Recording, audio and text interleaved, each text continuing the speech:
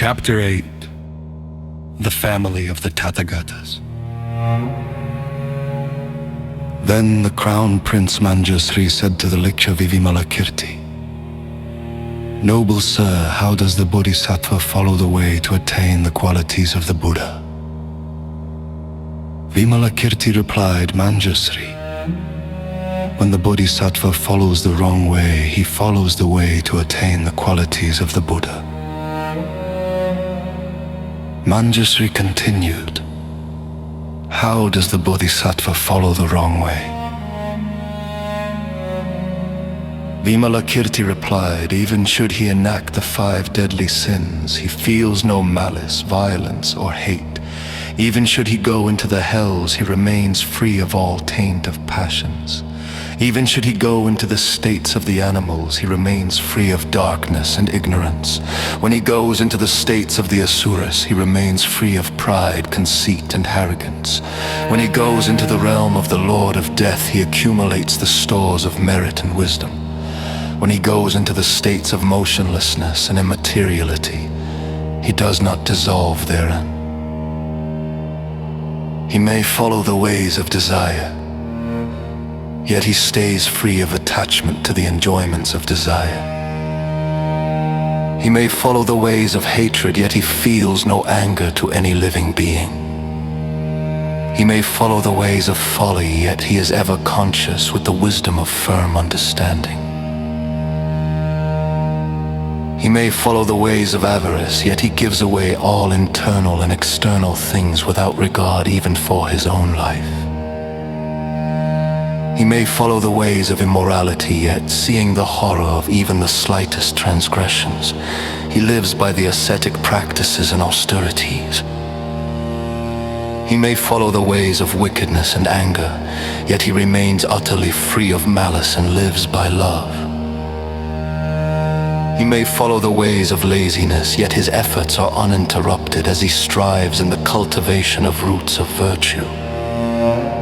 He may follow the ways of sensuous distraction, yet naturally concentrated, his contemplation is not dissipated. He may follow the ways of false wisdom, yet having reached the transcendence of wisdom, he is expert in all mundane and transcendental sciences. He may show the ways of sophistry and contention, yet he is always conscious of ultimate meanings and has perfected the use of liberative techniques. He may show the ways of pride, yet he serves as a bridge and a ladder for all people. He may show the ways of the passions, yet he is utterly dispassionate and naturally pure. He may follow the ways of the maras, yet he does not really accept their authority in regard to his knowledge of the qualities of the Buddha. He may follow the ways of the disciples, yet he lets living beings hear the teaching they have not heard before. He may follow the ways of the solitary sages, yet he is inspired with great compassion in order to develop all living beings. He may follow the ways of the poor, yet he holds in his hand a jewel of inexhaustible wealth. He may follow the ways of cripples, yet he is beautiful and well adorned with the auspicious signs and marks. He may follow the ways of those of lowly birth, yet through his accumulation of the stores of merit and wisdom, he is born in the family of the Tathagatas. He may follow the ways of the weak, the ugly, and the wretched, yet he is beautiful to look upon, and his body is like that of Narayana. He may manifest to living beings the ways of the sick and the unhappy, yet he is entirely conquered and transcended the fear of death. He may follow the ways of the rich, yet he is without acquisitiveness and often reflects upon the notion of impermanence. He may show himself engaged in dancing with harem girls, yet he cleaves to solitude, having crossed the swamp of desire. He follows the ways of the dumb and the incoherent, yet, having acquired the power of incantations, he is adorned with a varied eloquence. He follows the ways of the heterodox without ever becoming heterodox. He follows the ways of all the world, yet he reverses all states of existence. He follows the way of liberation without ever abandoning the progress of the world. Manjusri. Thus does the bodhisattva follow the wrong ways, thereby following the way to the qualities of the Buddha. Then the Likyavi Vimalakirti said to the crown prince Manjusri, Manjusri, what is the family of the Tathagatas? Manjusri replied, Noble sir, the family of the Tathagatas consists of all basic egoism, of ignorance and the thirst for existence, of lust, hate and folly, of the four misapprehensions, of the five obscurations, of the six media of sense, of the seven abodes of consciousness, of the eight false paths, of the nine causes of irritation, of the paths of 10 sins. Such is the family of the Tathagatas. In short, noble sir, the 62 kinds of convictions constitute the family of the Tathagatas. Manjusri, with what in mind do you say so? Noble sir, one who stays in the fixed determination of the vision of the uncreated is not capable of conceiving the spirit of unexcelled perfect enlightenment. However, one who lives among created things, in the minds of passions, without seeing any truth, is indeed capable of conceiving the spirit of unexcelled perfect enlightenment. Noble sir, flowers like the blue lotus, the red lotus, the white lotus, the water lily and the moon lily do not grow on the dry ground in the wilderness, but do grow in the swamps and mud banks. Just so, the Buddha qualities do not grow in living beings certainly destined for the uncreated, but do grow in those living beings who are like swamps and mud banks of passions.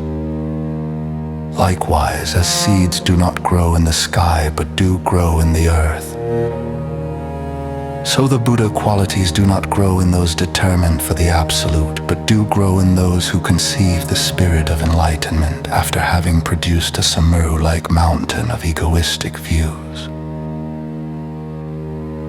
Noble sir, through these considerations one can understand that all passions constitute the family of the Tathagatas. For example, noble sir, without going out into the great ocean, it is impossible to find precious, priceless pearls. Likewise, without going into the ocean of passions, it is impossible to obtain the mind of omniscience. Then, the elder Mahakasyapa applauded the crown prince Manjusri. Good Manjusri. This is indeed well spoken. This is right, the passions do indeed constitute the family of the Tathagatas. How can such as we, the disciples, conceive the spirit of enlightenment, or become fully enlightened in regard to the qualities of the Buddha?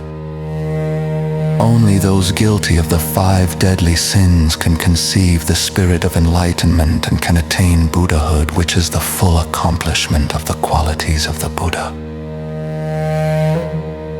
Just as, for example, the 5 desire objects have no impression or effect on those bereft of faculties, even so all the qualities of the Buddha have no impression or effect on the disciples who have abandoned all adherences. Thus, the disciples can never appreciate those qualities. Therefore, Manjusri, the ordinary individual is grateful to the Tathagata, but the disciples are not grateful. Why? The ordinary individuals, upon learning of the virtues of the Buddha, conceive the spirit of unexcelled perfect enlightenment in order to ensure the uninterrupted continuity of the heritage of the 3 jewels. But the disciples, although they may hear of the qualities, powers, and fearlessnesses of the Buddha, until the end of their days, are not capable of conceiving the spirit of unexcelled perfect enlightenment. Thereupon, the bodhisattva Sarvarupa Samdarsana, who was present in that assembly, addressed the Lichavi Vimalakirti householder. Where are your father and mother, your children, your wife, your servants, your maids, your laborers, and your attendants? Where are your friends, your relatives, and your kinsmen? Where are your servants, your horses, your elephants, your chariots, your bodyguards, and your bearers? Thus addressed, the Lichavi Vimalakirti spoke the following verses to the bodhisattva Sarvarupa Samdarsana. Of the true bodhisattvas, the mother is the transcendence of wisdom. The father is the skill in liberative technique. The leaders are born of such parents. Their wife is the joy in the Dharma. Love and compassion are their daughters. The Dharma and the truth are their sons. And their home is deep thought on the meaning of voidness. All the passions are their disciples, controlled at will. Their friends are the aids to enlightenment. Thereby they realize supreme enlightenment. Their companions, ever with them, are the 6 transcendences. Their consorts are the means of unification. Their music is the teaching of the Dharma. The incantations make their garden, which blossoms with the flowers of the factors of enlightenment, with trees of the great wealth of the Dharma, and fruits of the gnosis of liberation. Their pool consists of the 8 liberations filled with the water of concentration, covered with the lotuses of the 7 impurities. Who bathes therein becomes immaculate. Their bearers are the 6 super knowledge. Their vehicle is the unexcelled Mahayana. Their driver is the spirit of enlightenment, and their path is the 8-fold peace. Their ornaments are the auspicious signs and the 80 marks. Their garland is virtuous aspiration, and their clothing is good conscience and consideration. Their wealth is the holy Dharma, and their business is its teaching. Their great income is pure practice, and it is dedicated to the supreme enlightenment. Their bed consists of the 4 contemplations, and its spread is the pure livelihood. And their awakening consists of gnosis, which is constant learning and meditation. Their food is the ambrosia of the teachings, and their drink is the juice of liberation. Their bath is pure aspiration, and morality their unguent and perfume. Having conquered the enemy passions, they are invincible heroes. Having subdued the 4 maras, they raise their standard on the field of enlightenment. They manifest birth voluntarily, yet they are not born, nor do they originate. They shine in all the fields of the Buddhas, just like the rising sun. Though they worship Buddhas by the millions with every conceivable offering, they never dwell upon the least difference between the Buddhas and themselves. They journey through all Buddha fields in order to bring benefit to living beings. Yet they see those fields as just like empty space, free of any conceptual notions of living beings. The fearless bodhisattvas can manifest all in a single instant, the forms, sounds, and manners of behavior of all living beings. Although they recognize the deeds of maras, they can get along even with these maras. For even such activities may be manifested by those perfected in liberative technique.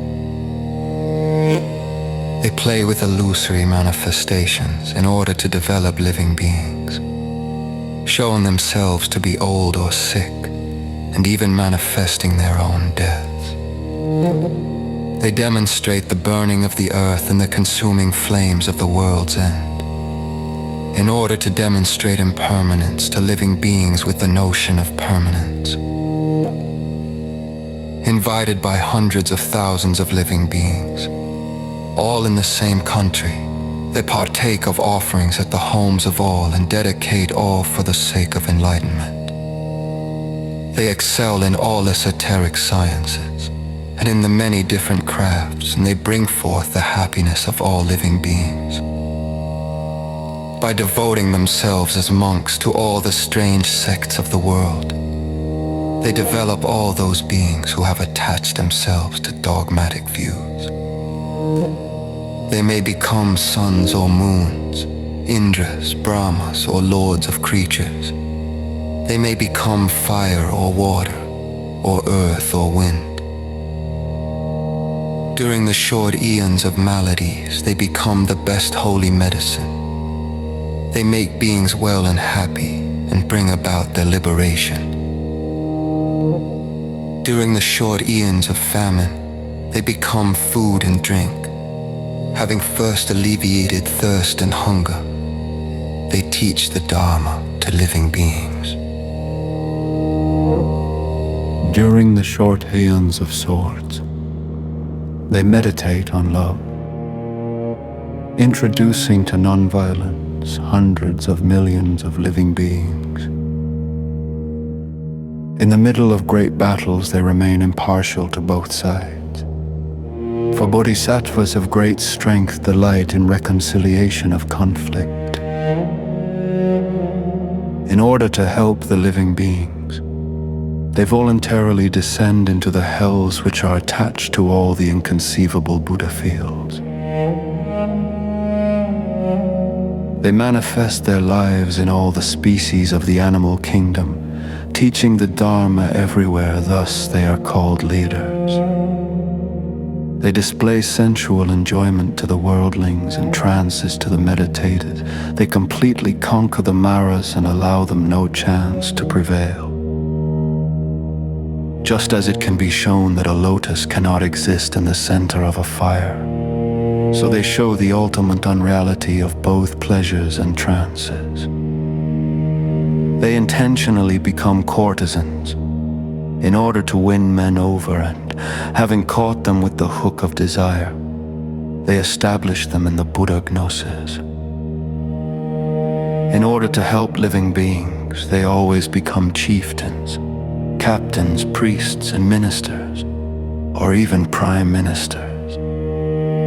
For the sake of the poor, they become inexhaustible treasures, causing those to whom they give their gifts to conceive the spirit of enlightenment. They become invincible champions, for the sake of the proud and the vain, and having conquered all their pride, they start them on the quest for enlightenment. They always stand at the head of those terrified with fright, and having bestowed fearlessness upon them, they develop them toward enlightenment. They become great holy men with a super knowledge and pure continence, and thus induce living beings to the morality of tolerance, gentleness, and discipline. Here in the world they fearlessly behold those who are masters to be served, and they become their servants or slaves, or serve as their disciples. Well trained in liberative technique, they demonstrate all activities, whichever possibly may be a means to make beings delight in the Dharma. Their practices are infinite, and their spheres of influence are infinite. Having perfected an infinite wisdom, they liberate an infinity of living beings.